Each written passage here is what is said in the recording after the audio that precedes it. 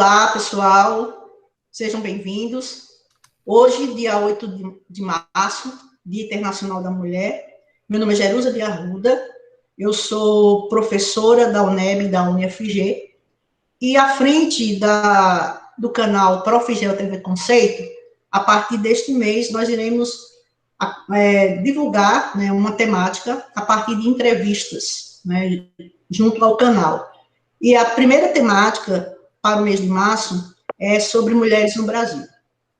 Com base nisso, nós convidamos aqui 3 amigas, a professora Kátia, a professora Janaína, a professora Marília, né, para falar sobre esse tema. Cada uma vai fazer um recorte dentro da sua área. A professora Kátia vai falar sobre a questão relacionada às mulheres e a essa realidade aqui no município do Guanambi. A professora Janaína vai falar sobre a questão do feminismo negro, e a professora Marília vai falar sobre a mulher na dinâmica familiar. Cada uma das convidadas terá o tempo limite de 10 minutos para fazer sua explanação, seguindo a ordem. A professora Kátia, depois a professora Janaína, depois a professora Marília. Ao final, retornamos todas para fazer abrir um diálogo a partir das falas que as convidadas trouxeram. O Brasil, infelizmente, ostenta postos no ranking entre os primeiros e segundo lugares. E uma dessas questões tem relação com o grupo mulheres, né? No mundo inteiro é assim, mas o Brasil, infelizmente, ele tem essa carga negativa quando se trata de direitos humanos das mulheres, da população LGBT, das minorias, dos vulneráveis em nosso país, né? Nós estamos vivenciando um momento extremamente difícil, né, no campo das políticas públicas, uma crise sanitária mundial, e o Brasil ostenta, infelizmente, também um dos primeiros lugares no ranking, na falta de respeito e de comprometimento com as minorias, né, e com as vulneráveis no modo geral. Então, as eleições municipais do ano passado demonstraram esse perfil. Para vocês terem uma ideia, a população brasileira, mais de 51% da população brasileira é feminina, né? E há uma pouca representatividade, seja no poder legislativo, lá no Senado, na Câmara dos Deputados, na Câmara de Vereadores. A representatividade do feminino é extremamente pequena em razão disso. Isso se reflete, e além de sermos a maioria da população, a maioria dos eleitores cadastrados no Brasil, de acordo com o TRE, também mais de 51% são mulheres. Então, o que acontece, né, para que a gente não tenha conseguido ainda trabalhar essas questões de gênero, né, a questão com relação aos direitos das mulheres no Brasil? A ONU, a Organização das Nações Unidas, lançou a Agenda 2030 com 17 Objetivos de Desenvolvimento Sustentável. Dentre eles, eu acho, se não me engano, a ODS número 5, fala justamente sobre as questões de gênero. Com base nisso, foi criado o projeto 50-50, né, que é para desenvolver políticas que tragam uma paridade de direitos, né, até o ano de 2030 entre homens e mulheres. Aí fica a interrogação: por que o Brasil, né, não consegue estabelecer políticas efetivas de combate às violências, que privilegie a garantia dos direitos fundamentais às mulheres? Então, é com base nisso que o Profigel TV Conceito, no dia de hoje, dia 8 de março, em homenagem às mulheres do Brasil, trouxe essas amigas e competentes profissionais para falar sobre o tema. Na ordem será a professora Kátia, Janaína e Marília, cada uma terá até 10 minutos. Vamos lá. Com relação ao tema violência contra a mulher, ele será apresentado pela professora Kátia Guimarães, advogada, graduada em Direito pela Universidade de São Francisco, em São Paulo, especialista em Direito Empresarial pelo Mackenzie e Direito do Trabalho e Docência do Ensino Superior pela UniFG, mestre em Direito Público pela Universidade Estácio de Sá, docente com experiência docente de 14 anos, professora da UniFG e supervisora do Centro Judiciário de Solução de Conflitos de Guanambi, vinculado ao Tribunal de Justiça do Estado de São Paulo. Professora Kátia, a partir de agora a senhora tem 10 minutos para apresentar o seu tema. Por favor. Olá, é com grande satisfação que eu aceitei este convite e me senti absolutamente lisonjeada, e principalmente nesta data tão importante, né, Dia da Mulher, em que nós estamos aqui com colegas de trabalho, guerreiras, e nesta mesma oportunidade agradeço o convite da professora Jerusa, estamos aqui também com a professora Marília, professora Janaína, e tentarei, né, diante da fala das minhas colegas aí, contribuir um pouquinho com fatos tão doloridos, tocar em assuntos tão delicados que nós estamos passando hoje, né? E o primeiro aspecto que eu queria aqui apresentar a vocês é sobre essa questão da violência contra a mulher, né? Uma parte tão forte, pessoas tão... É uma identidade tão forte falar da mulher, é um aspecto tão... de identidade mesmo para todo e qualquer ser humano, mas que vem sendo tratado de uma maneira tão superficial, né? Nós estamos vivendo um momento pandêmico e um momento tão difícil em que a mulher, a partir da sua criação, ela sempre foi educada a cuidar, a zelar, abrindo mão dos seus sonhos, abrindo mão das suas vontades pessoais, até mesmo das suas vontades profissionais em prol da família. E aí o que a gente observa é que houve um aumento significativo, não só no Brasil, mas como no mundo, desta violência que se potencializou, né, diante do quadro da pandemia. E isso é muito preocupante, né? É muito preocupante porque nós temos todas as autoridades voltadas para o efeito da pandemia, né? Ou pelo menos que deveriam estar voltados para os efeitos da pandemia.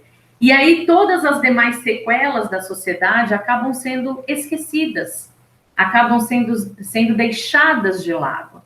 Então, o que eu me proponho a contribuir aqui com vocês é mais um relato de experiências sobre coisas e situações que eu estou acompanhando durante o ano de 2020 e 2021.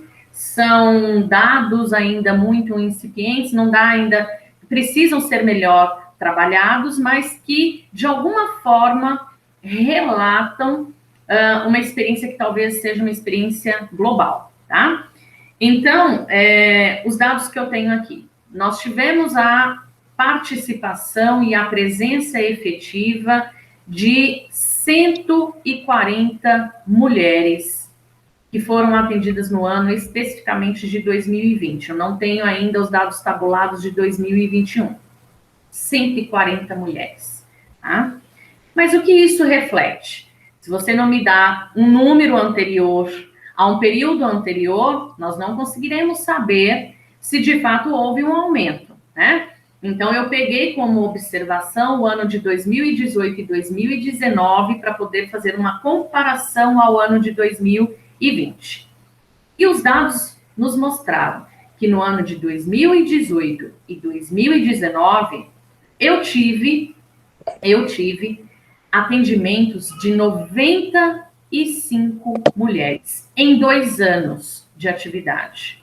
Mulheres que foram agredidas, que foram violentadas sob as mais diversas modalidades de agressões e que se sujeitaram, que passaram por esse atendimento dentro do serviço de assistência judiciária gratuita aqui do Tribunal de Justiça, vinculado especificamente à cidade de Guanambi, Bahia, e que se socorreram desse serviço.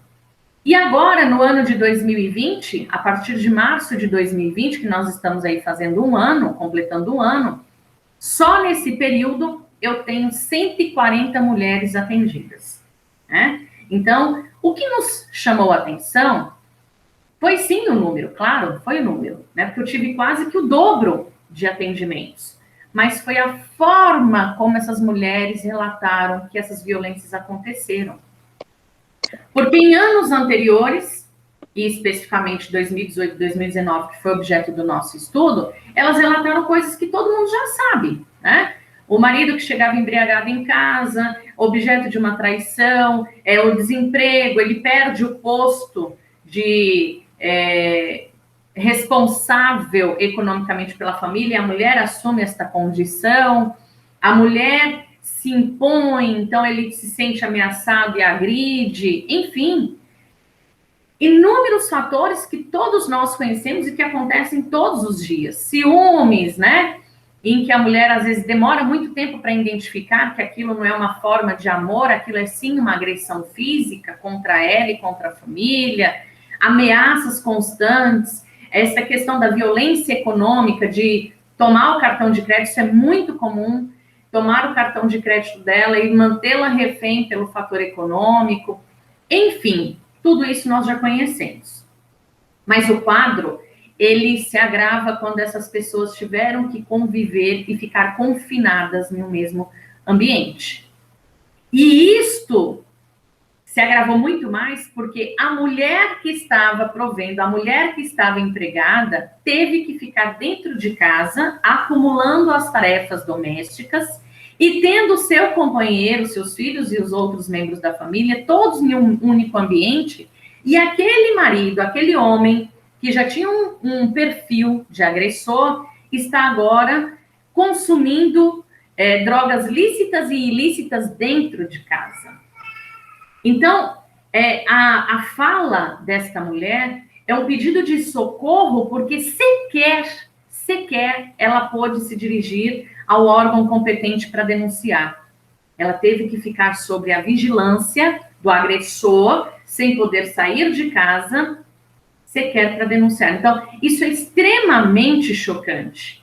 Você vê que houve, entre aspas, uma modalidade de cárcere privado, né, em que a vítima já tinha um problema histórico comprovado a nível mundial, em que ela tinha receio de denunciar.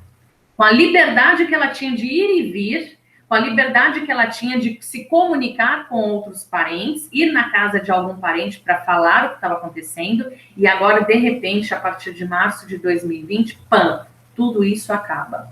Ela se vê sozinha, trancada em uma casa, sozinha, refém de um sujeito agressor, que oprime, que machuca e que mata. E um dos relatos que me chamou mais atenção, e eu tive o cuidado de preservar a identidade da vítima, tive o cuidado de preservar o local onde ela mora, onde ela reside, foi de que ela não estava ali para denunciar, não estava ali para dizer que estava sendo agredida, porque isto poderia lhe causar a morte, poderia lhe levar à morte. Ela estava ali simplesmente porque a fala dela poderia ser, para mim, objeto, e foi isto que me chamou a atenção e me motivou para estar falando aqui hoje. A fala dela poderia ser objeto de fuga para tantas outras centenas e milhares de mulheres que estavam passando pela mesma situação. Ela ficou por 45 dias amarrada à cama, presa à cama. Então, isso me chocou muito, porque ela só pôde ser desamarrada quando a sua irmã, que não era do grupo de risco, decidiu e percebeu que ela sumiu, inclusive das redes sociais, e foi até a casa dela. Então, isso é extremamente importante, trazer esse tipo de relato, porque as vítimas se esconderam muito mais do que já estavam escondidas. E isso pode ser algo que vai ser muito difícil de reverter. A sociedade vai ter que se unir, essa rede de proteção a favor da violência contra a mulher, vai ter a favor da violência, não, contra a violência à mulher, vai ter que se unir mais do que nunca para resgatar esta coragem, para resgatar este querer da mulher, para ela voltar a sentir segura neste ambiente em que ela vive, porque hoje ela está em cárcere privado.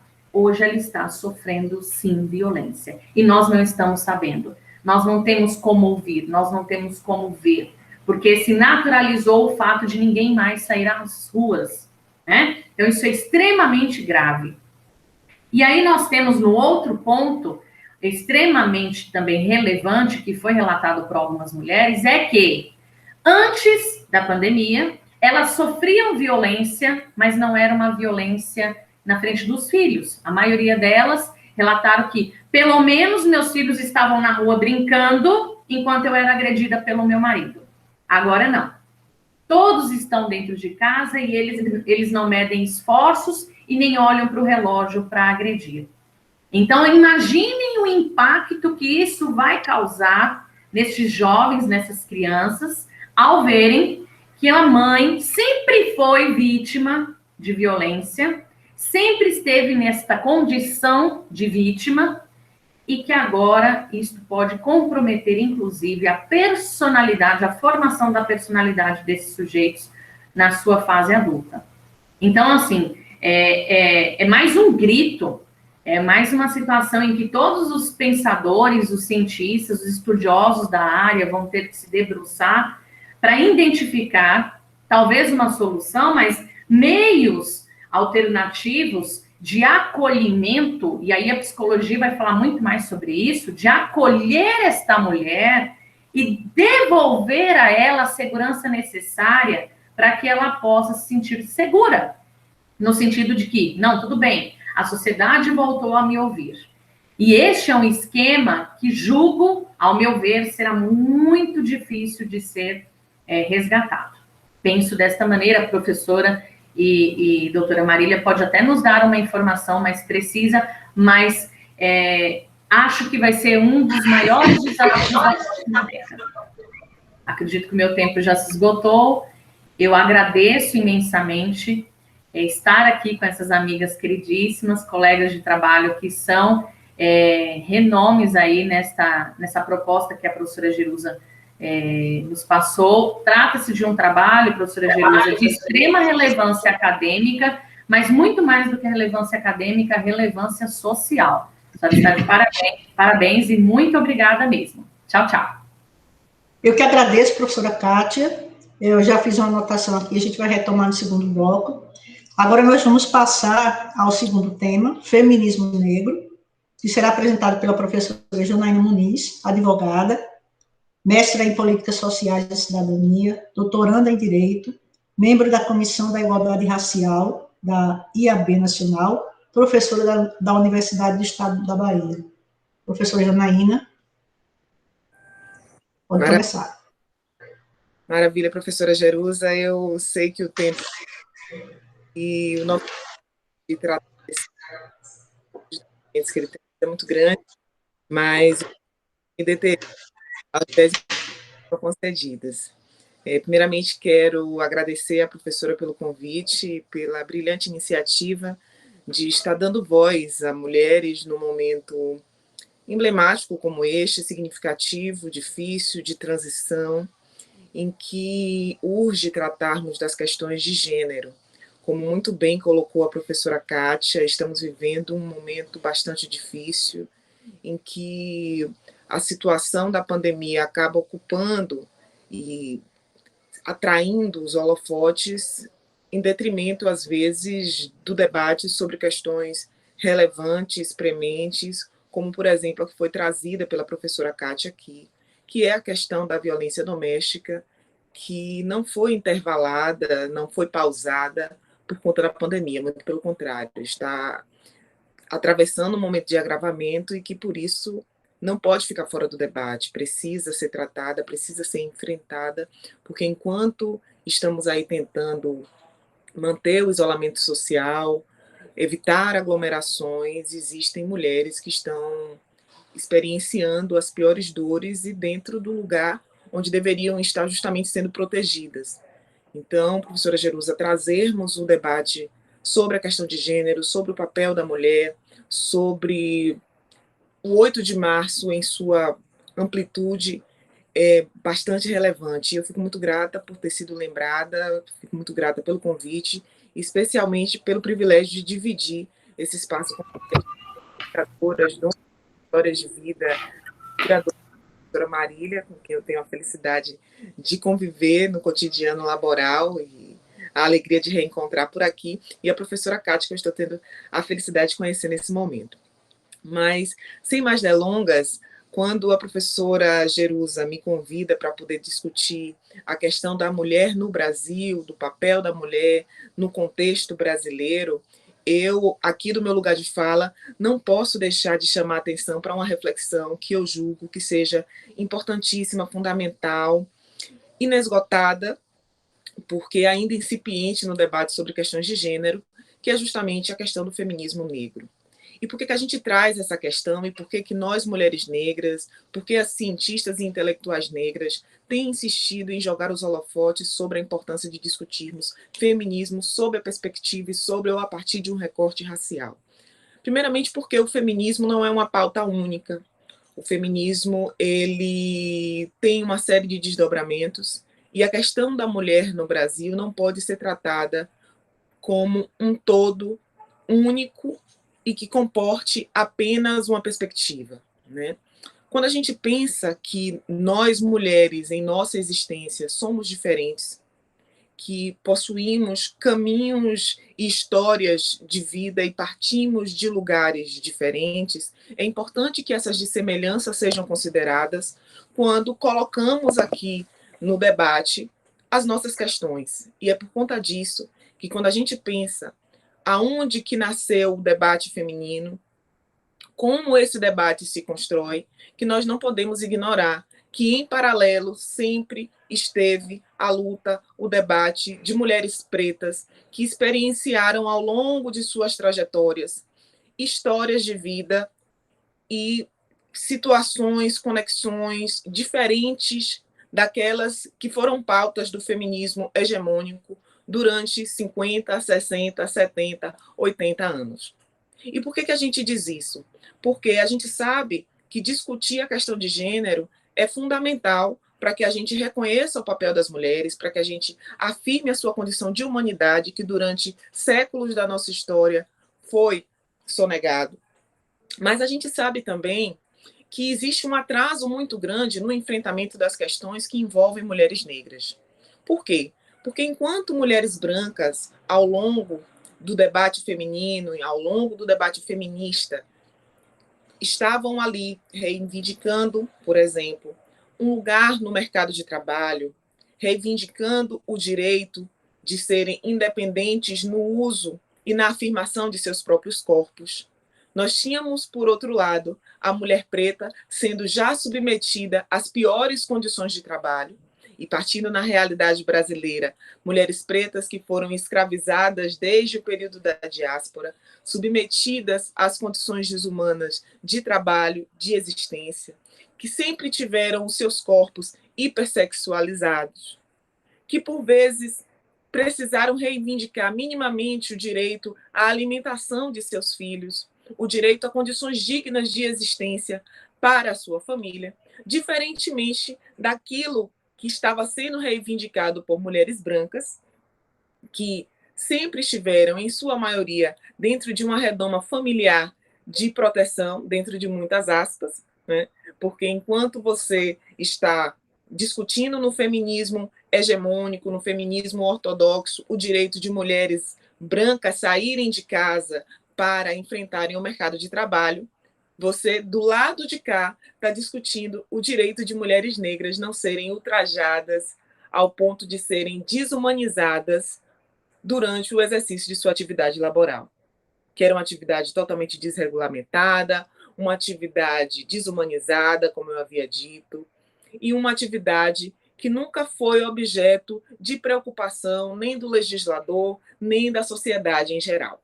Então, diante desses descompassos que nós sempre enfrentamos, diante dos lugares diferentes que essa luta ocupa, tanto da mulher branca enquanto dotada de direitos, enquanto sujeito de direito que deveria e que pleiteou o reconhecimento destes direitos no plano social, e mulheres negras na outra ponta, é importante que a gente entenda que o descompasso dessas lutas, o descompasso das conquistas que foram sendo incorporadas, digamos assim, ao patrimônio jurídico dessas mulheres, exige um tratamento mais específico e mais cuidadoso da pauta feminista no Brasil. E quando a gente pensa isso, a gente não está querendo colocar mulheres brancas e negras em polos diferentes do debate. A gente não está querendo promover um racha no debate feminista. A gente apenas está querendo chamar atenção para a necessidade de, ao tratarmos questões de gênero, em todas as suas perspectivas, representatividade feminina, mulheres na política, mulheres no mercado de trabalho, relações familiares, é importante que a gente entenda, enxergue, reconheça e não ignore as especificidades de lutas de diferentes mulheres, que tiveram trajetórias diferentes, que vêm, que partem de lugares diferentes e que, portanto, têm demandas diferentes a serem enfrentadas, a serem tratadas. Então, é claro que no pouco tempo que nós temos, nós não conseguiremos avançar muito nesse debate, mas ocupando aqui esse lugar de fala, o que eu gostaria de chamar a atenção é para a importância de, ao refletirmos sobre o 8 de março, ao refletirmos sobre todas as lutas que nos permitiram hoje criar um espaço de reflexão no dia 8 de março, no Dia Internacional da Mulher, é importante lembrarmos que temos mulheres partindo de lugares diferentes, que as histórias femininas são diferentes, que as realidades das mulheres são diferentes e que, portanto, precisamos tratar dessas questões em sua pluralidade. Essa é uma das mensagens que eu gostaria de deixar. E, ao fazer isso, eu também quero trazer uma reflexão última sobre a banalização que, infelizmente, o debate sobre o feminismo negro, o debate sobre as questões raciais, por vezes tem sido alvo. Por quê? Porque, por vezes, nós temos encaixotado o discurso sobre a afirmação racial, o discurso sobre racismo estrutural, o discurso sobre as diferenças de tratamento que são destinadas a mulheres negras, e ali eu incorporo, né, eu absorvo tanto a mulher negra, enquanto a mulher preta, melhor dizendo, né, enquanto mulher de pele retinta, de fenótipos mais rígidos, quanto a mulher parda, porque a concepção de mulher negra abarca essas duas figuras, esses dois indivíduos, né? E a partir desse momento em que nós entendemos que esse discurso precisa estar no debate, precisamos estar atentos às questões que estão sendo colocadas, justamente para que nós não estamos naquele lugar ou naquela cilada de reduzir o debate feminista negro aos posts de Twitter, às reivindicações das redes sociais, àqueles comentários de Facebook, de Instagram, que por vezes reduzem uma luta histórica, que por vezes reduzem um trabalho que vem sendo feito por intelectuais negras, que estão aí justamente tentando mostrar para a gente todo o repertório histórico, teórico, no qual se sustenta uma luta que é absolutamente legítima. Então, é importante que a gente utilize esses espaços da academia para trazermos discussões como a que foi elegantemente trazida aqui pela professora Kátia, sobre a questão da violência doméstica. Não podemos invisibilizar mulheres que estão dentro dos seus lares, justamente nos seus espaços de proteção, sendo violentadas, sendo desrespeitadas, sendo ultrajadas, sendo desumanizadas, da mesma forma que nós não podemos ignorar o fato de que temos uma baixíssima representatividade feminina negra, sobretudo nos espaços de poder, o que traz um atraso monstruoso para as nossas questões, para o enfrentamento das nossas questões, porque enquanto nós não corrigirmos esse descompasso, enquanto nós não enxergarmos essas dissemelhanças, a gente vai estar discutindo e falando para um público de mulheres que não é o público majoritário.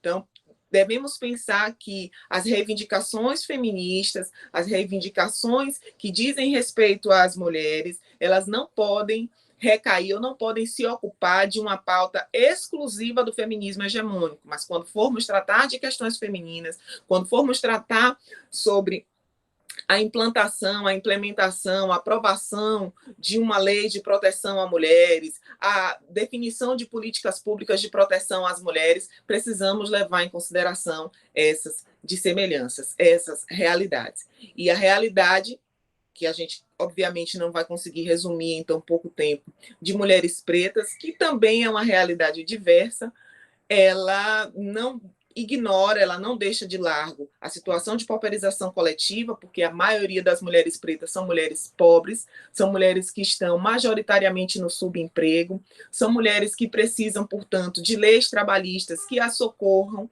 para que elas, por serem mulheres, na maioria das vezes, com um menor índice de escolaridade, com condições de recepção no mercado de trabalho muito mais difíceis do que a maioria das mulheres brancas, até mesmo da maioria dos homens negros e homens brancos nem se fala, que essas mulheres tenham políticas de inclusão no mercado de trabalho voltadas à sua realidade, que no ambiente acadêmico, no ambiente educacional, haja espaço para discutirmos as dificuldades dessas mulheres de sobreviverem, inclusive, nesses espaços, porque boa parte delas tem que administrar a vida em família, os cuidados com a casa, os cuidados com o marido, os cuidados com os filhos e a realidade do enfrentamento, por vezes a duras penas, de uma tentativa de uma formação superior.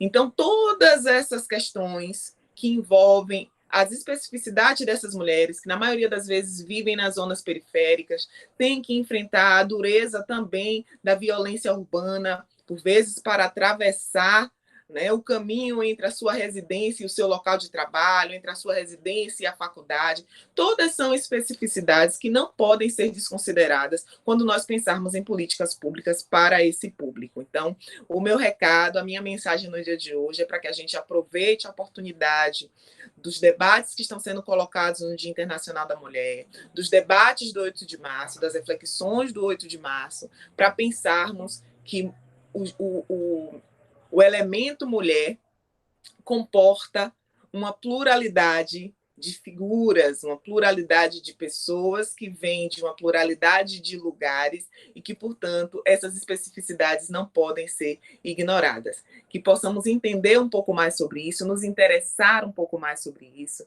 que tenhamos ali esse respeito às histórias das mulheres que nos antecederam e das que estão até então travando esse debate de maneira responsável, né, de maneira serena e de maneira a aportar saber ao nosso discurso. E aqui eu não posso deixar de falar de mulheres como Sueli Carneiro, Audre Lorde, Patrícia Rui Collins, Djamila Ribeiro, Joyce Bert, Carla Cotirene, tantas outras intelectuais negras que têm trazido esse debate e que podem nos servir de bússola quando nós estivermos diante dessas questões e dispostos a enfrentá-las. Então, no resumo, é o que eu gostaria de trazer no dia de hoje, devolvendo aí a palavra para a professora Jerusa, muito grata pelo convite. Obrigada, professora Janaína. Nós retomaremos, como eu disse a professora Kátia, ao final, para fazer os comentários. Então, agora eu vou passar ao terceiro tema, a mulher na dinâmica familiar, que será apresentada pela professora Marília de Azevedo Alves Brito, graduada em Psicologia pela UFBA, especialista em ludicidade e desenvolvimento criativo de pessoas pela Uniama, mediadora judicial de conflitos pelo CNJ, mestra em Educação pela UESB, diretora da empresa Pacificar, docente no Campus 20 Brumado, UNEB, e também da Uninasal, Vitória da Conquista, psicóloga sistêmica de famílias, casais e indivíduos. Professora, 10 minutos para a sua fala. Ok. Inicialmente, eu quero agradecer o convite também, né, e sinalizar um prazer que eu tenho de estar falando com essas mulheres aqui hoje, né? São mulheres que eu admiro, que eu respeito muito, por quem são e pelo trabalho que fazem, né? Eu acho que nossos temas, eles encaixam muito bem a discussão da violência doméstica, né? E a discussão do feminismo negro, eu acho que passa pela temática que eu venho trazendo aqui sobre a questão da mulher na dinâmica familiar, já fazendo a delimitação para a questão da sobrecarga que existe sobre a mulher na questão dos trabalhos domésticos. E é uma coisa que muitas vezes é banalizada como se fosse um sofrimento menor, mas não, né? Muitas mulheres têm um sofrimento psíquico muito grande e algumas chegam a adoecer nessa lógica de sobrecarga, onde nós somos responsabilizadas por tudo que se refere ao ambiente do lar. E eu acho interessante, só como a título de uma introdução, né, porque muito do que Janaína falou agora aqui no início, no finalzinho da fala dela, vai de encontro com o que, vai, na verdade, ao encontro, né, com o que eu vou trazer sobre isso.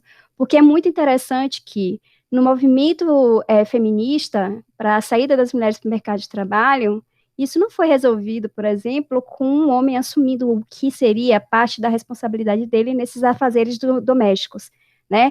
Para a mulher, por exemplo, branca, sair para o mercado de trabalho, esse trabalho foi terceirizado predominantemente para mulheres negras, né? E sim, nessa lógica precarizada de trabalho. Em algumas situações, como trabalho infantil escravo mesmo.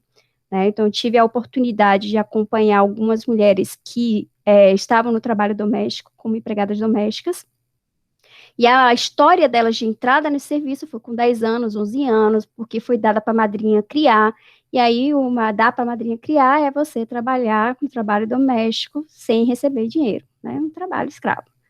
Então, realmente não tem como a gente partir da mesma premissa nessa discussão do que é essa sobrecarga relacionada ao trabalho doméstico que as mulheres enfrentam, né? E a mulher negra, nesse contexto aí do trabalho doméstico, ela tem que ficar lá na casa dos outros, muitas vezes, nessa lógica, né, de que é um trabalho, mas não é bem um trabalho, porque aquela família é minha família também, eu sou da família, né?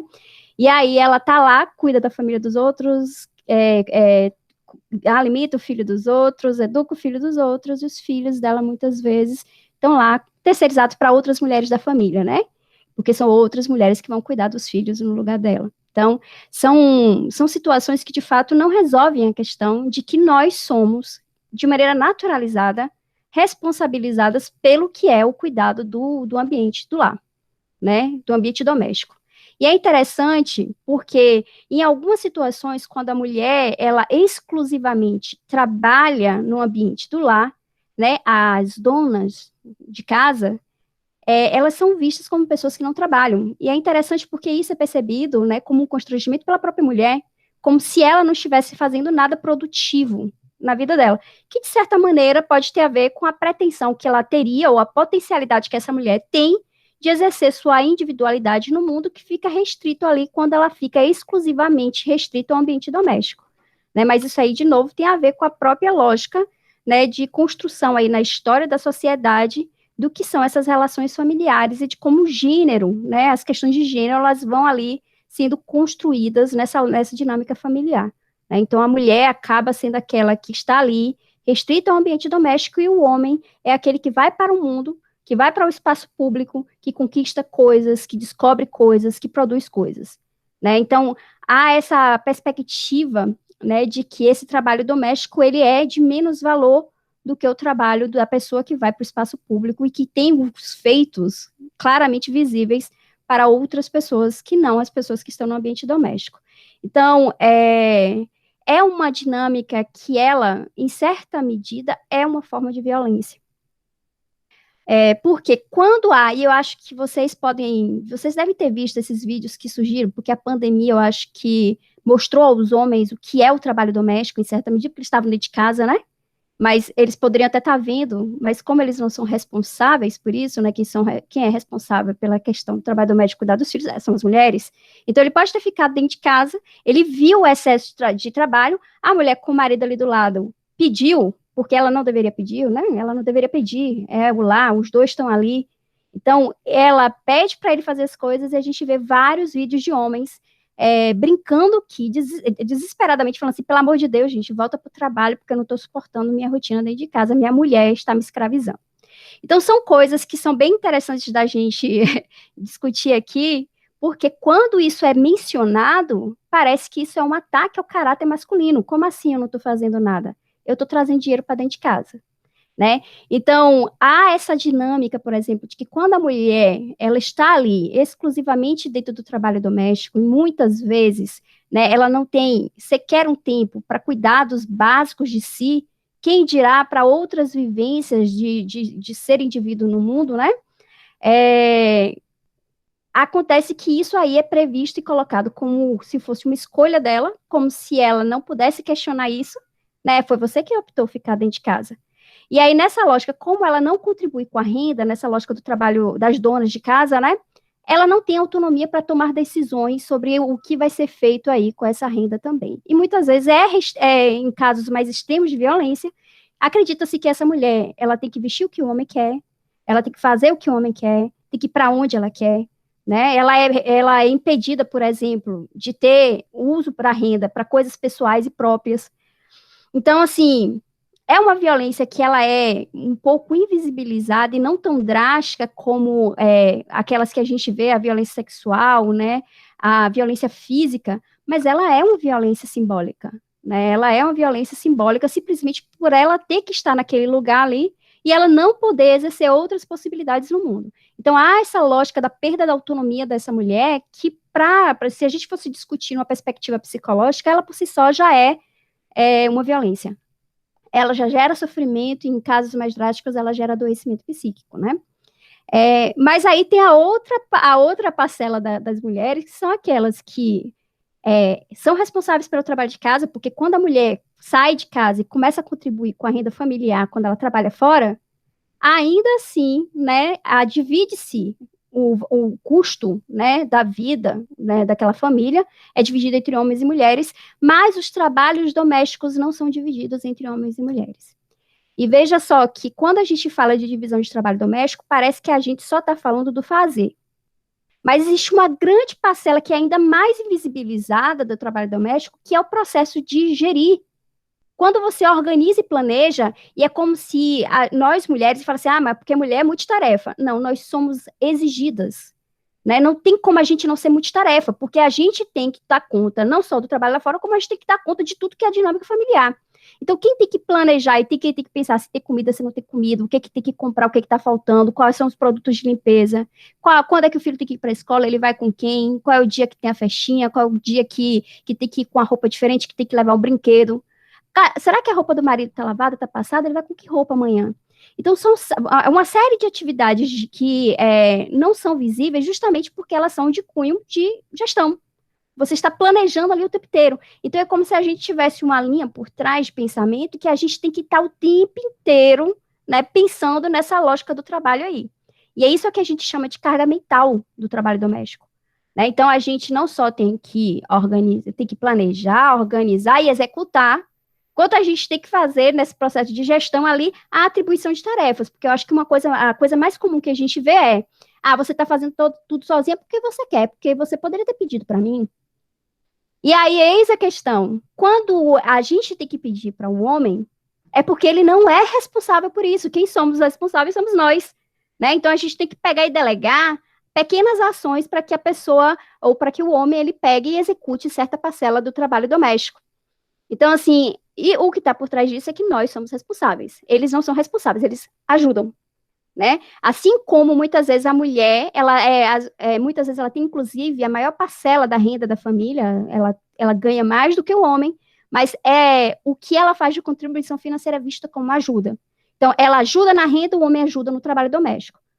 E a ideia ok, se está todo mundo saindo para trabalhar, todo mundo tem filho, todo mundo come, todo mundo gosta de usar roupa limpinha, todo mundo quer a casa limpa, mas só a mulher continua ainda, né? A gente ainda continua ficando responsável quase exclusivamente pelo trabalho doméstico. Eu não estou dizendo que não existem homens que têm uma perspectiva diferente, que de fato contribuem com grandes parcelas do trabalho doméstico, né? Tem sim, mas se vocês forem observar ainda dentro dessa dinâmica, se espera que quem organize e planeje de vida seja a mulher. Né? Então, não há esse processo proativo do homem, de, por exemplo, ver que está alguma coisa fora do lugar, ver que tem alguma coisa suja, de ele falar assim, opa, tá sujo, deixa aqui limpar. Né? Então, ele está vendo que está sujo, mas ele tem que esperar a mulher pedir para que ele limpe. Então, são coisas que a gente percebe constantemente nessa dinâmica, né? E que é extremamente estafante. Só a gestão mental, ela já é extremamente estafante. Quando você faz isso, e você faz isso junto com o trabalho, né, com o trabalho que você tem fora de casa, Aí que você fica mais estafada ainda. Só que não para por aí, porque no trabalho doméstico não tem só uma carga mental. O lar e a família não é um grupo puramente de pessoas que se encontram ali, é um ambiente afetivo. Então, dentro desse ambiente afetivo, a mulher ainda tem o que a gente chama de carga emocional, que é a responsabilidade por manter a paz, por manter a harmonia, por garantir o bem-estar e a felicidade de todos os componentes daquele grupo familiar. Então, isso parece uma coisa simples? Não. Porque, veja só, mesmo quando a mulher está sobrecarregada, e ela precisa dizer que ela está sobrecarregada, né, não é? Apesar de ser visível, né, ainda está invisibilizada essa lógica, ela tem que dizer com cuidado, para que o marido não fique triste, para que não gere uma briga, porque se ela gerar uma briga, ela está descumprindo a função de manter a harmonia do lar. E isso também é histórico, né? Nós temos que ficar quietinhas, é assim mesmo, é desse jeito, minha filha, fica calada, aceita que vai ser melhor. Então, muitas vezes as mulheres desistem, inclusive, de pleitear essa divisão, porque só de pleitear essa divisão de trabalho, ela já gera outra sobrecarga para ela, que tem a ver com essa carga emocional aí, de garantir a harmonia do lar. Então, esse processo, ele é, inclusive, menosprezado. Ele é banalizado. Tá vendo aí? As mulheres são reclamonas. Nossa, toda mulher estressada. Você não vê mulher estressada. Vamos dizer assim, a mulher está estressada mesmo. Ela está estressada porque ela está sobrecarregada. E é interessante que eles reclamam o que a gente reclama, mas eles não fazem o que eles têm que fazer, né? Que é se responsabilizar pelo que é do trabalho doméstico. Se responsabilizar pelo cuidado dos filhos na mesma medida. Então, a mulher não deveria precisar dizer, eu preciso que você pegue não sei quemzinho lá onde. Você tem que ver ali, ver lá se tá lá na lancheira. Você poderia fazer um favor para mim? Pega ali, tira aquela mamadeira ali para eu dar para o nosso filho, né? Isso aí ele sabe que tem que fazer, são coisas que percebe-se que tem que fazer, mas como ele não é responsável, ele não precisa se atentar a isso, né? Então, assim, é claro que a gente tem situações bem mais extremas de violência que machucam e matam mulheres no cotidiano das relações, que foi a questão do que Kátia trouxe aí da violência doméstica, mas a gente tem que estar atento que a violência, ela não precisa ser extrema para que ela cause sofrimento, né? Nessa lógica das relações, e veja só, eu estou falando da vida familiar, mas essas responsabilidades, esses papéis são atribuídos para a mulher também no lugar do trabalho. Então, espera-se que a mulher seja aquela que seja mais, né, comedida, que ela seja aquela que cuide do clima organizacional no trabalho, que ela seja cuidadora. A carga emocional está no lugar do cuidar, né? Nós somos responsáveis pelo cuidado dos filhos, da casa, do marido, de outros familiares, sogra, sogro, pai, mãe. Nós somos as responsáveis pelo cuidado. Então, somos responsáveis por manter aquela casa limpa, organizada, os filhos limpos e educados. Somos responsáveis por manter aquele marido ali arrumado, porque se ele estiver desarrumado, tá vendo aí? Você não tem mulher, não é? Se tá magro, se tá gordo, cadê sua mulher? Não tá cuidando da sua alimentação, não? Né? Mas a gente não vê isso voltado para a lógica do homem cuidar da mulher. Então, tem algumas coisas que a gente precisa desconstruir para mudar essa lógica, que é uma lógica violenta, sim, né? Não tão drástica, mas é uma lógica violenta. A gente precisa desconstruir o mito de que as mulheres elas são responsáveis exclusivamente pelo trabalho doméstico. Nós temos que desconstruir o mito de que nós, mulheres, somos exclusivamente as responsáveis pelo cuidado. E a gente precisa desconstruir a ideia de que conversar sobre o que não está me trazendo felicidade, de conversar sobre aquilo que está me machucando dentro de uma relação familiar, na verdade, ser rabugenta. Na verdade, ser reclamona. Né? Como se isso fosse algo menos. Então, há um processo de deslegitimação desse sofrimento, de negação desse sofrimento, e de fazer esse sofrimento, inclusive, virar piada. Isso não é motivo de piada. O que causa sofrimento não é piada, não é engraçado. Pode ser engraçado para quem está contando, mas para quem está sofrendo, não é. Né? Então, eu acho que a gente tem que repensar as dinâmicas familiares, só não na lógica da educação, mas entender que os meninos, eles podem sim aprender a cuidar de si mesmos. E que as meninas precisam aprender que elas não precisam cuidar de todo mundo. Né? Então, nós precisamos aprender que nós não temos que cuidar de todo mundo. É um processo, inclusive, que talvez precise partir de nós. A partir do momento que a gente vai falar assim, não. Só que a gente não consegue, né? Ver a casa desorganizada e não arrumar. Então, são coisas que a gente precisa construir, a gente precisa dos homens para isso. Teve uma coisa que Janaína trouxe que eu achei essencial. Eu não quero fazer aqui um racha. Eu também não quero fazer um racha aqui. Porque para a gente mudar essa dinâmica, nós mulheres sozinhas não vamos conseguir fazer isso. Né? Nós não vamos conseguir fazer isso. Nós precisamos da adesão masculina para que a gente mude essa dinâmica. Então, vamos aqui pensar juntos como é que nós podemos ser felizes juntos, como é que a gente pode distribuir nossas tarefas e construir, de fato, uma relação de companheirismo. Eu acho que a gente também tem que entender que terceirizar isso, né, mal pagando para outras mulheres, não resolve a questão. Não resolve a questão.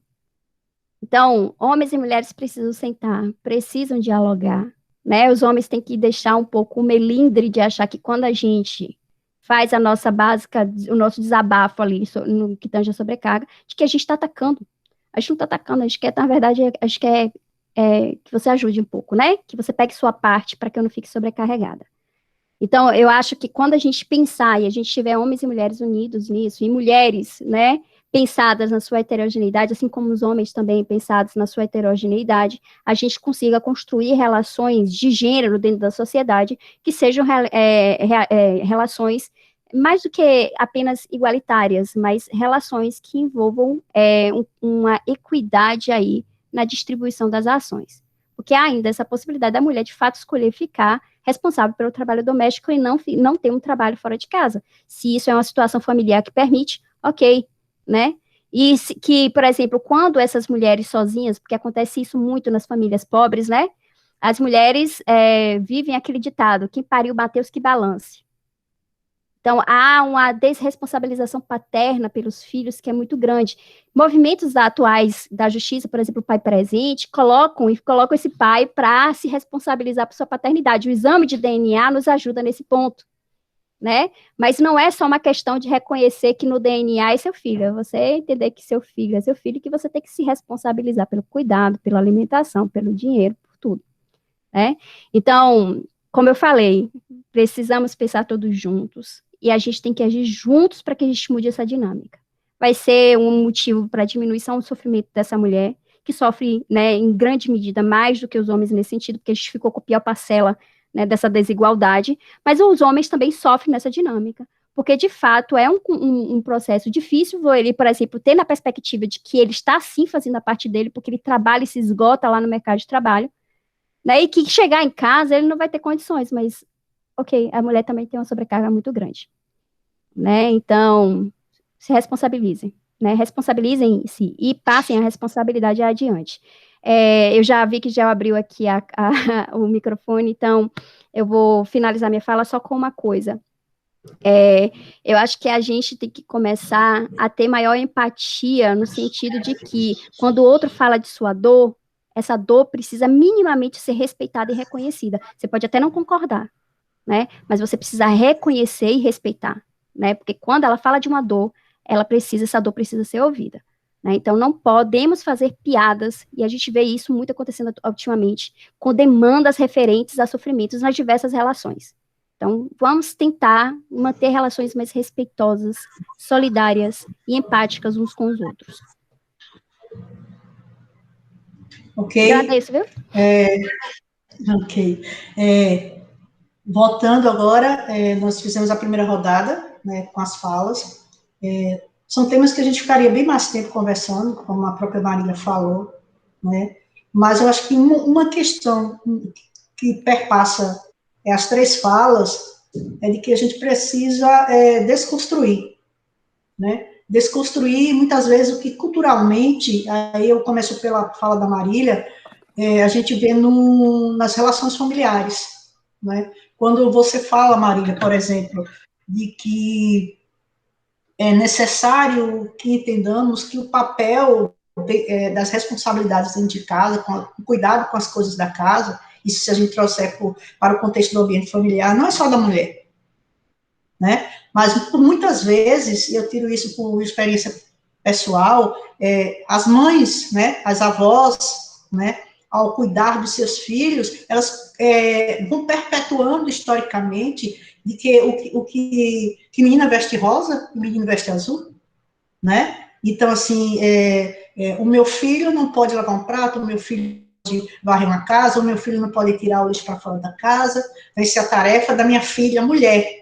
Diz até essa frase, da minha filha mulher. Então, é necessário que a nossa geração, a gente fala tanto disso, mas ainda em pleno século XXI, a gente encontra, né, eu acho que uma característica muito forte das famílias no Nordeste é dessa maneira, né, e aí essa questão é fundamental aí para a gente rever, ou se rever dentro do processo, né, quando eu não tenho filhos, mas muitas vezes a gente se diz assim, quando eu tiver o meu filho, eu não vou fazer isso, e a gente acaba, né, a Kátia tem filhos, tem 2 meninos lindos, sabe muito bem o que eu estou falando, né, e muitas vezes a gente se vê no lugar dos nossos pais, dizendo que no futuro, quando tiver nossos filhos, a gente não vai fazer, e a gente acaba, historicamente, como eu disse, perpetuando essas falas, né.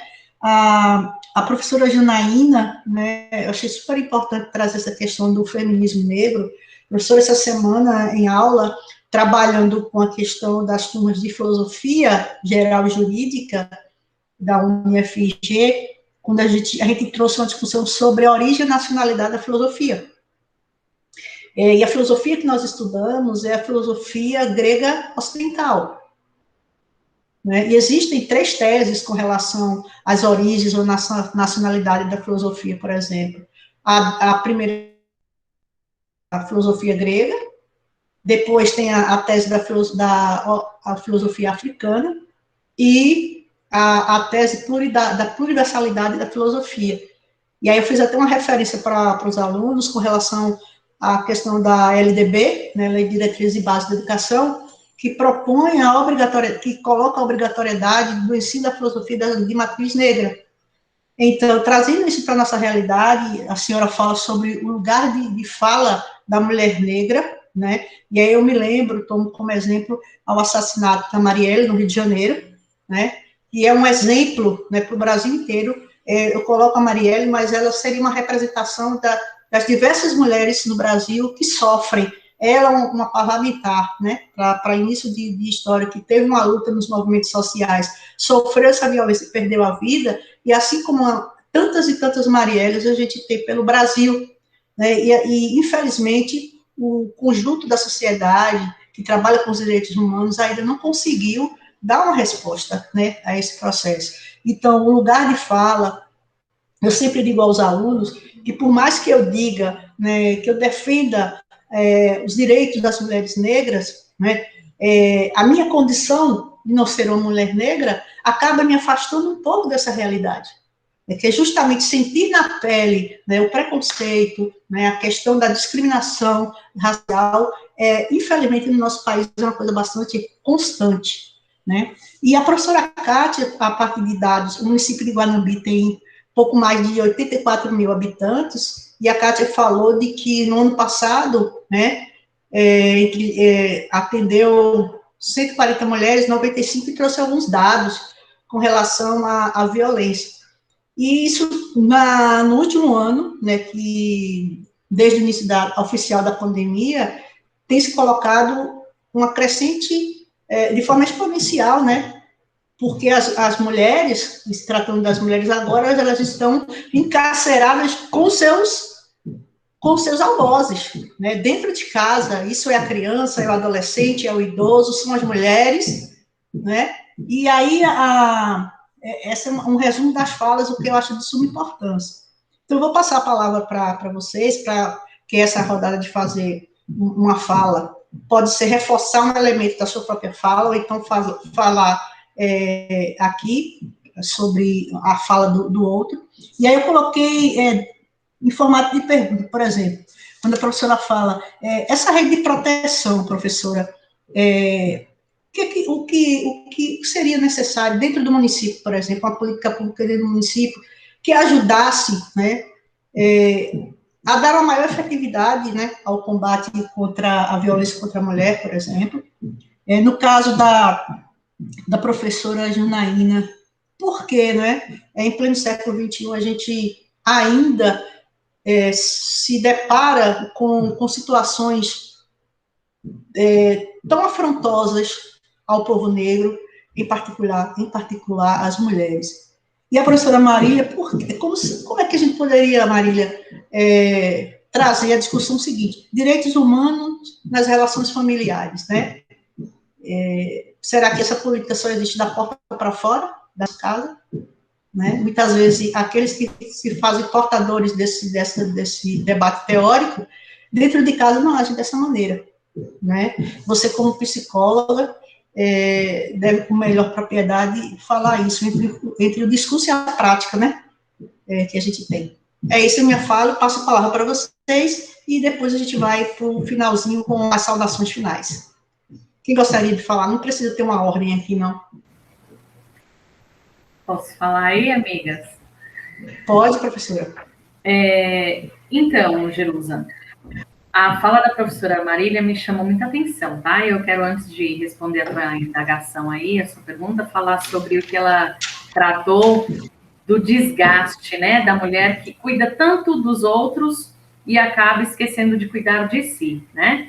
E ela tem esse desgaste ainda maior, pela fala da doutora Marília, e o que a gente vive, né, nessa sociedade absolutamente imediatista, desse desgaste de ter que convencer o parceiro a assumir esse papel, né? E ela falou de forma brilhante, porque a gente não percebe isso.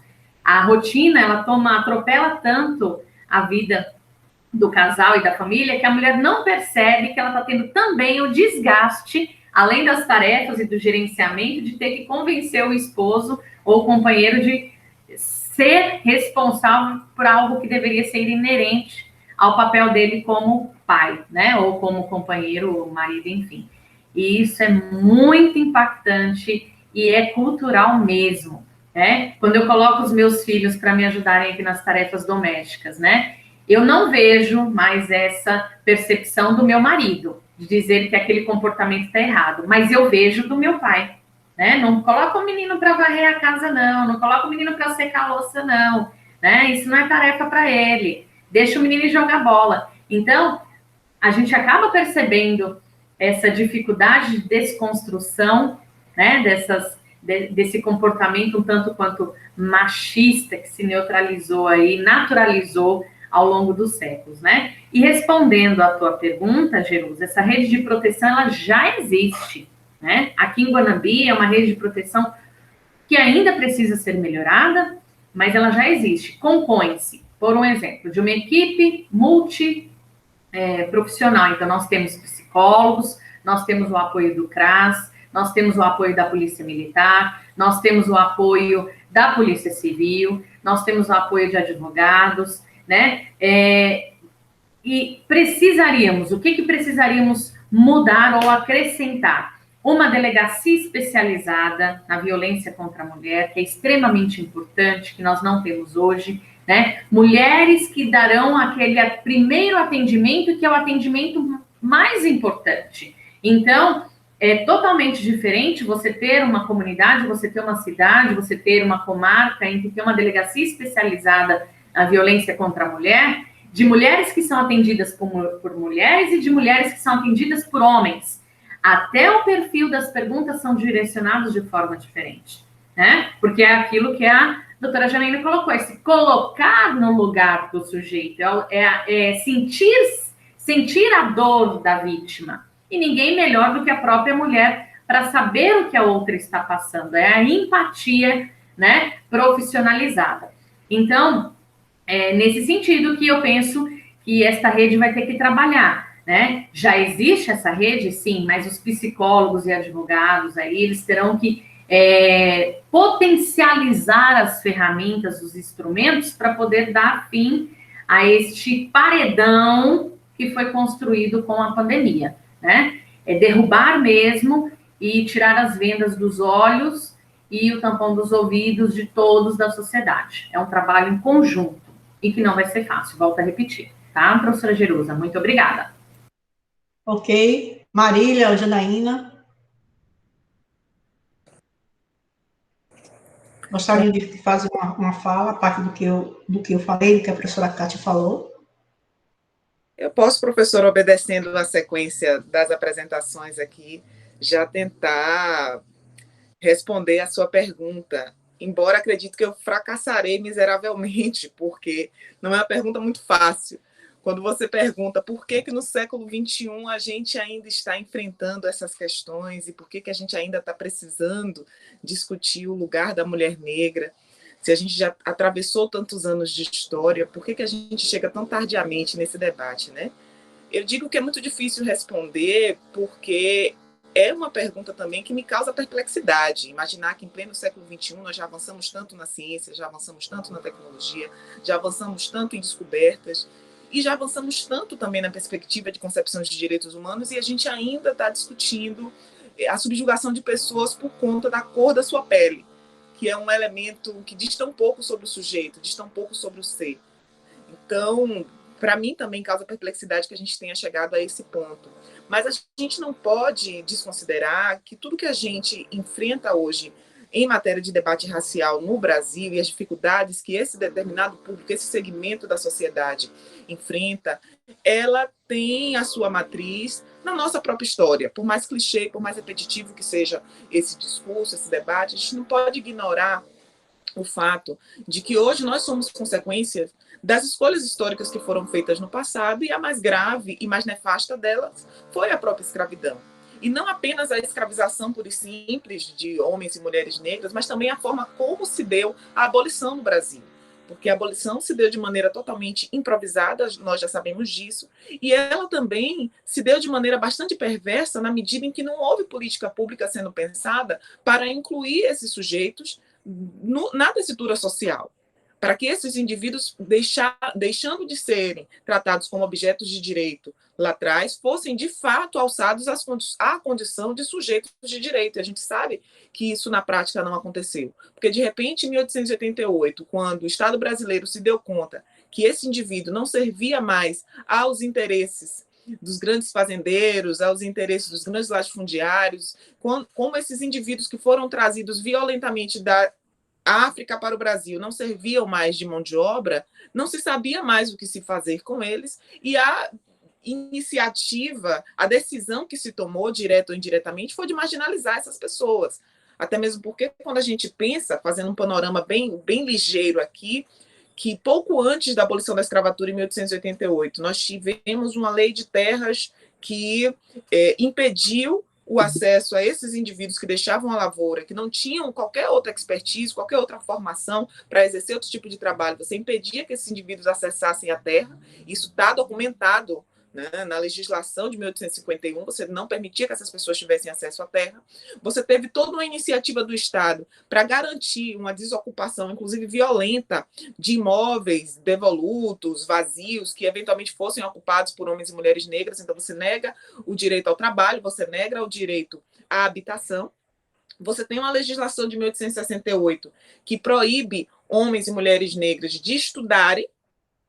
E aí, depois, essa lei ela vem a ser remexida daqui e dali para autorizar, de repente, um professor que quisesse ensinar no turno da noite esses alunos. Então, você já tem ali uma série de boicotes. Você tem um boicote ao trabalho, você tem um boicote à educação, você tem um boicote à moradia, você tem a criminalização das mais diversas práticas culturais, porque você criminaliza o candomblé, você criminaliza a capoeira, você cria um crime que é uma inovação jurídica que só tem no Brasil, que é o crime de vadiagem. Então, o indivíduo que estava andando na rua, não estava portando documento, não se justificava porque ele estava ali, ele podia ser preso a qualquer momento. Então, você tem toda uma iniciativa uma tentativa de marginalização da existência dessas pessoas, que foi legitimada pelo Estado nos últimos 100 anos, digamos assim, e que foi se perpetuando de geração em geração, fazendo com que todo esse público, todos esses sujeitos da diáspora, eles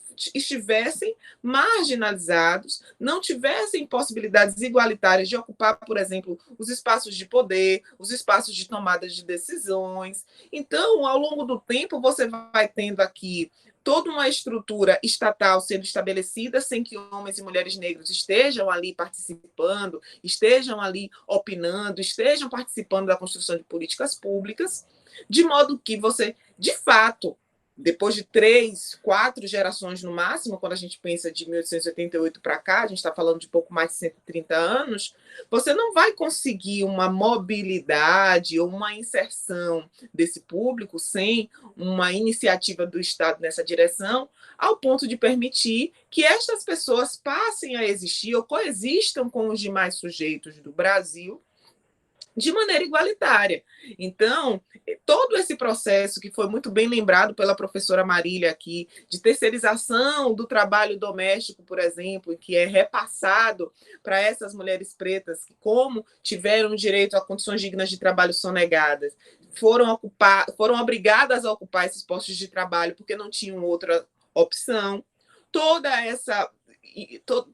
esse movimento de empurrar homens negros também para o subemprego, porque não tinham capacitação para se tornarem médicos, advogados, engenheiros, para ocuparem os espaços de poder, os altos cargos executivos. Então, toda essa dinâmica que se recrudesceu no pós-abolição fez com que a gente chegasse hoje, em pleno século XXI, tendo homens e mulheres pretas com os piores salários, com as piores condições de moradia, com as piores condições de existência, e, consequentemente, tendo que agora, 130 anos depois, conseguirem fazer ou dar voz a essa luta que vem sendo travada, não é de hoje, é importante que fique claro, né? Porque quando a gente pensa na questão do movimento negro no Brasil, ele se consolida efetivamente no final da década de 60 e início da década de 70. Então, a gente tem o movimento negro unificado ali por volta de 1973, 78, discutindo, mas você vê que, numericamente, em matéria de representatividade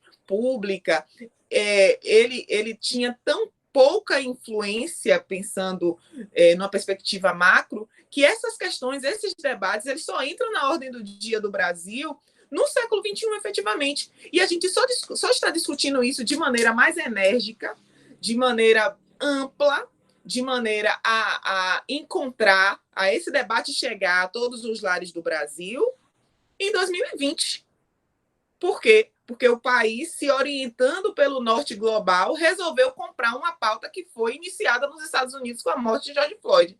Então, a gente sabe que é todo um processo histórico, professora Jerusa, que dificultou e que se colocou mesmo como um empecilho real ao avanço desse debate. Por isso que tão tardiamente a gente está discutindo essas questões, por isso que a gente chega no século XXI ainda com um discurso tão incipiente sobre o papel, sobre o lugar e sobre as lutas dessas mulheres negras, infelizmente. Mas eu me sinto profundamente contemplada naquilo que foi trazido pelas professoras. Parabenizar ainda a professora Marília pela brilhante fala, mas quero fazer isso agora, porque, de fato, questões na normalidade, a gente começa a naturalizar todas essas coisas, como a gente vem naturalizando, por exemplo, a condição da mulher preta no subemprego, a baixa presença dessas mulheres nos espaços de poder. Então, a gente vem naturalizando muita coisa que a gente só vai conseguir, de fato, mudar se a gente jogar luz sobre elas, né? E é por isso que a gente não pode tirar essas questões do debate. É por isso, professora Jerusa, que esses encontros são importantes, porque na medida em que a gente vai falando, que a gente vai jogando luz, que a gente vai colocando os holofotes sobre essas questões, a gente vai promovendo um ambiente de reflexão para que essas questões comecem a, pelo menos, incomodar. A mudança a gente sabe que é a longo prazo, mas pelo menos incomodar. E esse debate não deve ficar só aqui, foi muito bem colocado pela professora Marília. A gente não vai conseguir travar uma luta do feminismo negro, por exemplo, se a gente não tiver mulheres brancas junto com a gente. A gente não vai conseguir discutir questões de gênero e levar a pauta feminista, globalmente falando, para degraus mais elevados, se a gente não tiver também os homens comprando essa briga com a gente, né? Como bem colocado pela professora Kátia, a gente não vai conseguir proteger essas mulheres se a gente também não tiver a sociedade do nosso lado. Então, que esse debate reverbere, né? Que a gente não fique só nesses redutos, mas que essas discussões cheguem aos outros recônditos, elas cheguem mais longe para que, de fato, as mudanças venham. Ok, professora Marília, as suas considerações finais. Eu vou meio que pegar um pouquinho das 3 coisas aí também, porque eu acho muito importante quando você faz a pergunta e você não coloca assim, ó, para cuidar dessas mulheres vítimas de violência, mas você fala como que rede deve ser estruturada, que serviços devem estar na rede para que a gente possa combater a violência contra a mulher. E aí isso entra na questão da sua pergunta também sobre a questão dos direitos humanos, né? E por que até hoje a gente ainda está discutindo essa questão do feminismo negro, né? Porque até hoje a gente ainda tem que ficar falando que sim, existe racismo no Brasil, né? Que a queixa ali não é um mimimi, né? A queixa é uma queixa real, é de uma história de violência para uma determinada parcela da população. Né, e aí é contra os negros, é contra as mulheres, e a gente sabe que tem outras parcelas aí que vêm sendo também, digamos, violadas em seus direitos aí por suas características específicas, os deficientes físicos e mentais, os idosos, as crianças e adolescentes. Então, assim, para a gente falar de uma mudança, né, por exemplo, combater a violência contra a mulher, para a gente falar de uma mudança, não adianta a gente ir, né, digamos, remediar o que já foi machucado. Então, assim, é extremamente essencial, a gente tem que ter uma rede que acolha essas mulheres vítimas de violência. Né, eu acho que a gente também tinha que ter políticas de saúde específica para o sofrimento das pessoas negras pela própria condição de ser negro no mundo. A gente fala hoje tudo de negritude, hoje em dia de negritude, dentro do conceito da psicologia. O que é essa vivência dessa negritude no mundo, junto com a vivência da branquitude, porque a gente não pode se excluir, por exemplo, a quem é atribuído, porque eu sei que todos nós somos miscigenados. E a nossa família andou fazendo os exames genéticos aí, por exemplo, eu sei que 13%, pelo menos, da minha carga genética, ela é de origem africana. Então, assim, mas as pessoas veem a minha pele eu sou colocada como pessoa branca. Então, o que a branquitude me traz enquanto experiência subjetiva no mundo? Porque eu não posso desconsiderar que eu estou num lugar em que as pessoas me colocam numa determinada posição, que eu fico mais beneficiada do que as pessoas negras. Isso é real. Isso é real, eu posso não concordar com isso, mas isso é real, isso não é algo que depende de mim, isso é da dinâmica social. E é uma coisa interessante porque o comportamento em si não é um comportamento puramente racional, muito pelo contrário. Nós temos em nossos comportamentos um grau de inconsciência sobre por que a gente faz e para que a gente faz que é enorme. Então, tem uma coisa que eu vou pegar e vou pedir licença, Kátia, para usar o exemplo, né? Porque você não falou assim, nós colocamos nossos filhos para fazer atividade doméstica. Você falou assim, eu coloco nossos filhos para fazer atividade doméstica. E aí você fala, meu marido não reclama, mas meu pai reclama. Mas o seu marido, ele atribui tarefa doméstica para os seus filhos? O que ele faz na dinâmica familiar referente ao trabalho doméstico? Porque o aprender as relações sociais é muito para além de apenas ouvir o que deve ou não fazer. Ele está muito na ideia da vivência dessas práticas a partir dos papéis assumidos pelas pessoas na vivência cotidiana, que é o que a gente chama do processo de socialização. Então, assim, eu aprendo a ser um homem no mundo observando e experienciando essas práticas de ser homem e mulher dentro do meu lar. Então, não basta, por exemplo, a gente, enquanto mulher, atribuir atividades domésticas para os filhos.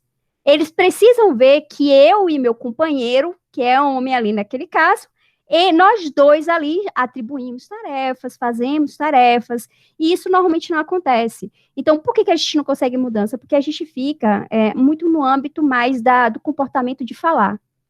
Mas a gente aprende com comportamentos exercidos no mundo, a partir de ações no mundo, né? Então, assim, eu acho que não tem como a gente ocasionar grandes mudanças, por exemplo, excluindo parcela da população que são responsáveis por esse contexto fora desse discurso. A gente não vai conseguir promover mudança, por exemplo, e eu acho que a rede de atenção à mulher vítima de violência, ela deveria ter um programa específico para atendimento e acompanhamento desses homens que fazem violência.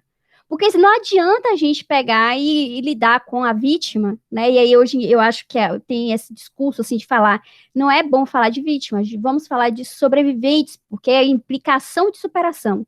Mas a gente precisa falar com o ofensor também, a gente precisa trabalhar com esse ofensor. A gente sabe que os índices de violência doméstica, eles implicam uma alta taxa de reincidência. Por quê? Não adianta, gente, a gente cuidar dessa mulher e a gente não promover uma mudança de atitude no homem, que é o que causa violência.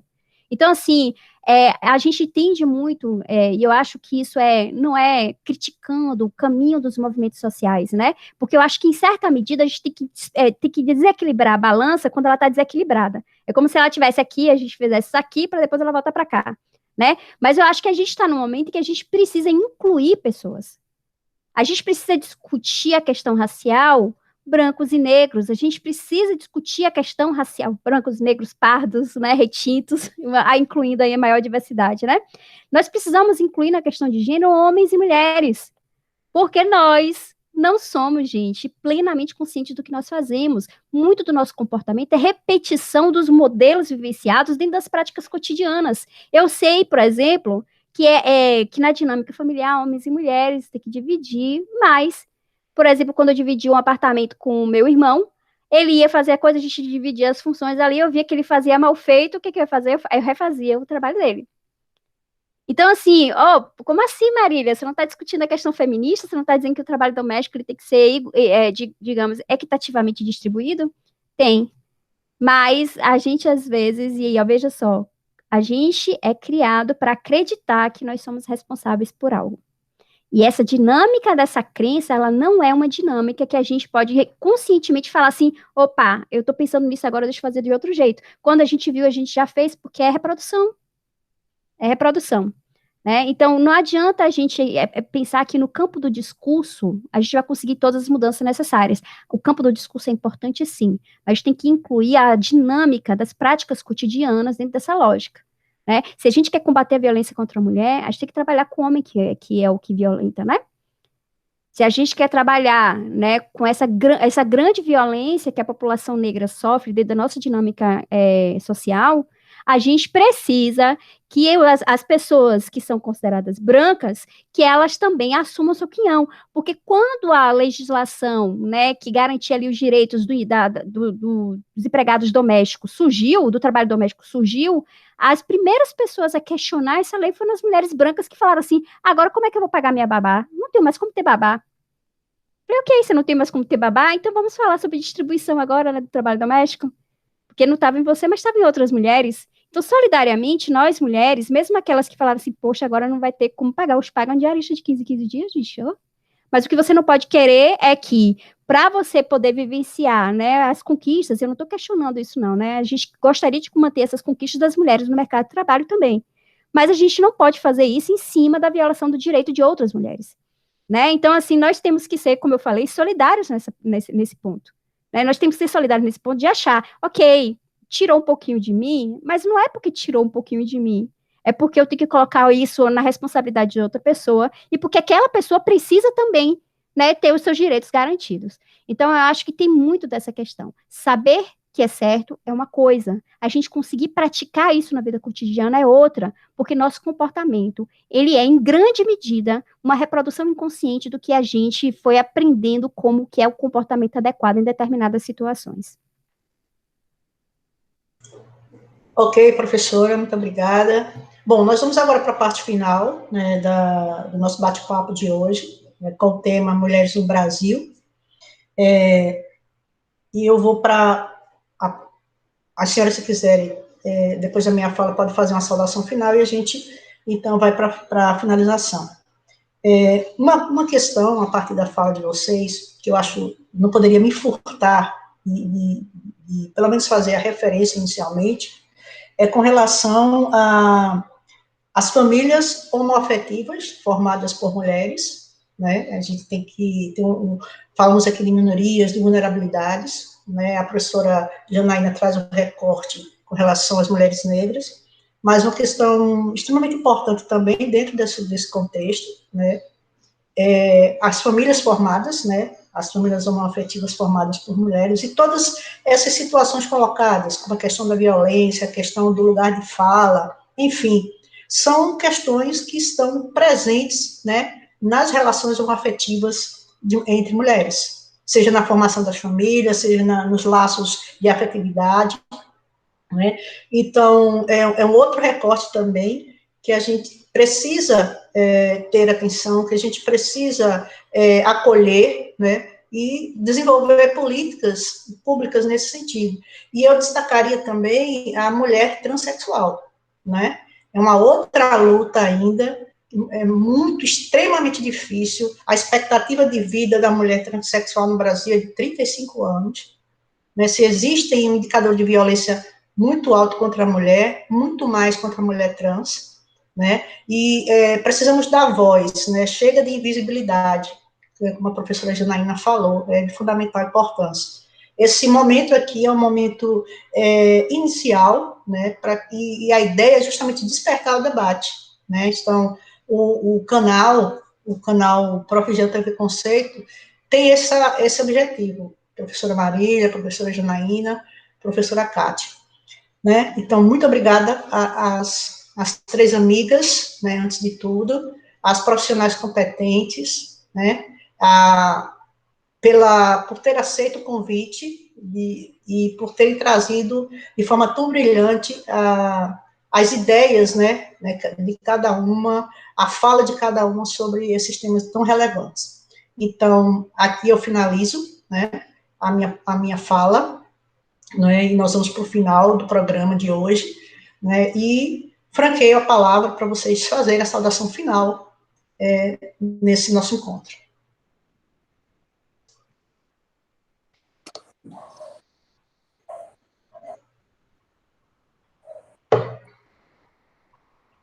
Professora Kátia, professora Marília, professora Janaína, uma saudação final para as pessoas que estão nos assistindo. Sim, Jerusa, agradecer mesmo, tá? Foi maravilhoso estar com vocês aqui, ter esse debate, foi incrível, na verdade, eu aprendi muito com vocês. A professora Janaína fez umas colocações que me fazem refletir para o agora e sempre. Professora Marília, idem, né? Então, assim, é muito gratificante para mim, enriquecedor. Meus parabéns mais uma vez, professora Jerusa, pela iniciativa. Um abraço. Obrigada. Tchau, tchau. Marília, Janaína. Eu faço minhas as palavras da professora Kátia, também agradeço pela oportunidade. Foi realmente um espaço de muito aprendizado. Saio com a bagagem mais pesada depois de ter aprendido com vocês e me felicito sempre que a gente tenha a oportunidade de produzir conhecimento, ainda que virtualmente, sobretudo num tempo em que, infelizmente, a gente está enfrentando esse movimento todo de tentativa mesmo de calar as vozes dos intelectuais, daqueles que estão produzindo saber, daqueles que estão produzindo ciência, no momento que as nossas universidades têm sido tão bombardeadas, termos essa oportunidade de encontro, de produção de conhecimento, de aprendizado mútuo, é sim algo para ser festejado. Então, parabéns a todas nós mulheres e sigamos na luta. Foi um prazer estar com você. Obrigada, professora Marília, a sua saudação final. Eu reforço também esse agradecimento. Eu aprendi muito também aqui, eu senti uma partilha real, né? Apesar da gente estar separada, a gente percebe que esses meios, né, eles de fato propiciam que a gente faça esses encontros que transformam, né? Então, assim, muito mais do que falar de desconstrução, eu acho que esse momento, inclusive, foi um momento que propiciou construção de muita coisa, né? Porque eu acho que não basta desconstruir, a gente tem que colocar alguma coisa no lugar.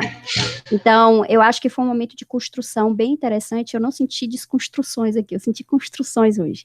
Então, eu agradeço muito por ter compartilhado esse momento com as colegas, agradeço o convite, e eu reforço isso que Jana trouxe também, né? Que esse seja um momento e que essa seja um tipo de luta também, que a gente faça essas lutas, que sejam lutas conjuntas, que a gente faça lutas em que a gente diga um não, que é o que a gente chama na mediação de conflitos de não positivo, quando a gente tem que dizer não mesmo, porque determinadas situações são inaceitáveis, mas que a gente faça o não tentando conquistar o sim, que é a mudança para o que a gente espera que essas relações sejam, como elas funcionem, né? Eu acho que esse momento aqui foi um momento de a gente começar a falar de um sim também, né? Falamos do não, mas a gente falou também do que deveria, ou que poderia ser de outra forma. Então, eu acho que é riquíssimo por isso, espero que as pessoas aproveitem muito esse momento, tá? Agradeço. Ok, finalizamos aqui o programa Prof. Gel TV Conceito. Aguarde no mês de abril a próxima edição. Um abraço a todos. Um abraço.